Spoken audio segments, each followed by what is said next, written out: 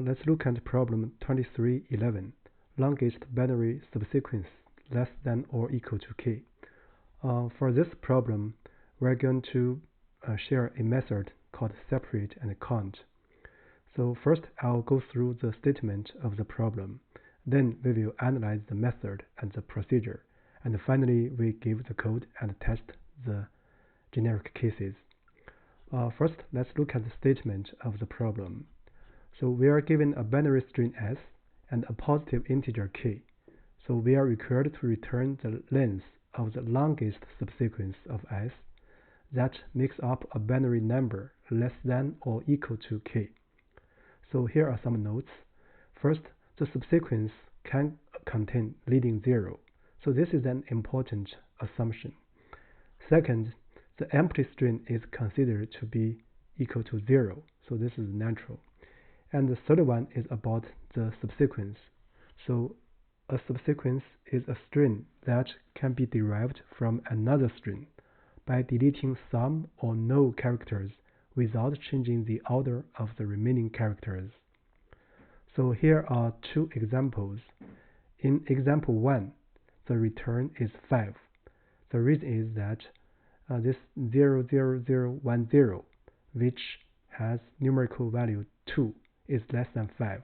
Its length is also 5. And also another string, 00101. Its numerical value is 5, which is equal to 5. It's also okay. In example 2, so the return is 6. The k is 1. So the sequence can be the 5 zeros plus the last one in this numerical in this string. So the final result is 6. So the constraints about the problem are as follows. First, the length of s is bounded above by 1000, and the k has a range which is less or equal than 10 to the power 9. With that said, let's look at the method and the general procedure for our solution. So here the method is called separate and count. So the main procedure is as follows. First, we count how many zeros in s. We can use odd zeros due to the problem statement. In other words, note 1. Secondly, we traverse s from right to left to count how many ones we can add without invalidating the condition. That is, the corresponding numerical number is less or equal to k. Let's look at example 1, just to run quickly the procedure. So in example 1, the s contains 4 zeros, and then we traverse the string from right to left, so as follows. So we want to see how many ones we can add.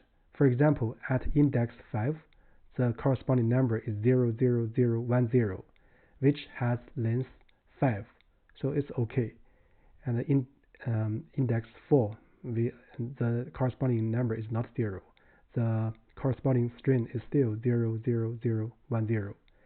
At index 3, we met another one, and if we want to add this one to the subsequence, we're going to get 00110. So the corresponding numerical value is 10, which is strictly larger than 5, so it's not okay. We break here. So the return will be 5. That's basically a quick run of the procedure.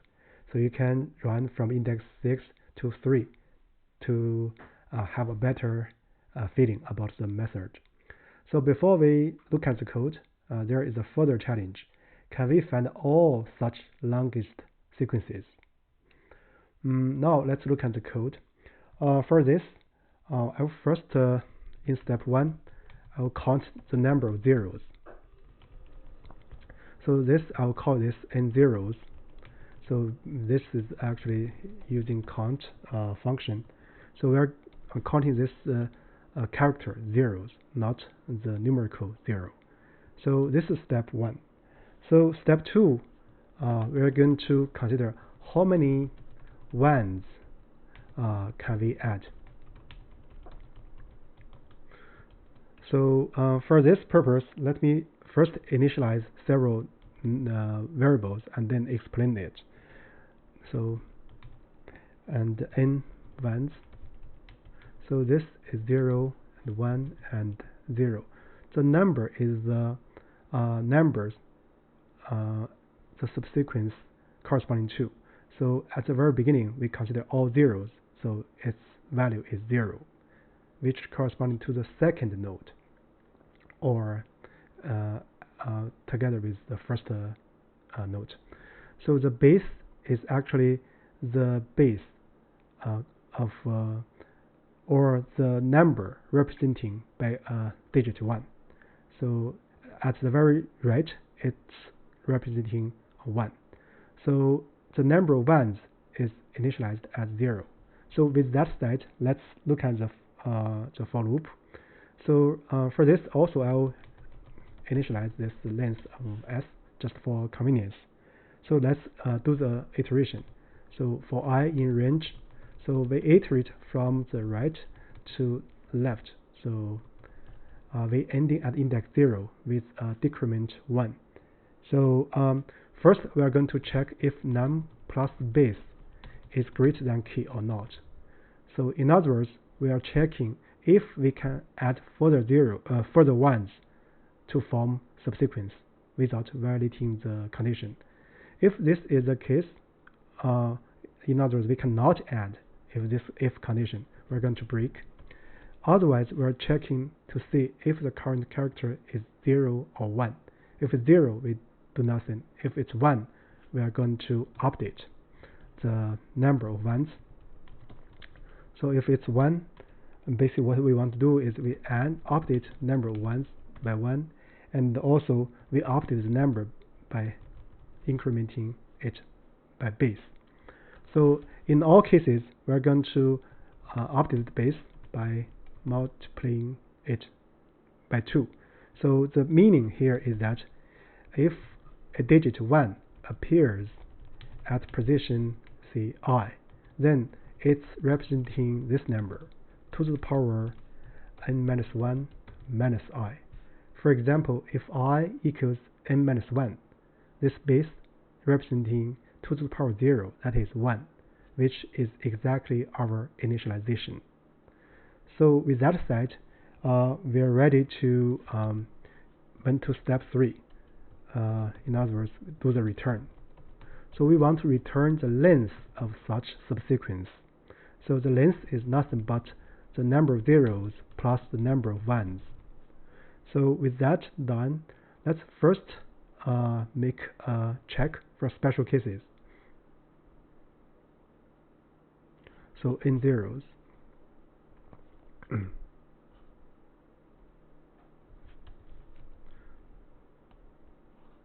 It passes the first case. Now let's check the second example.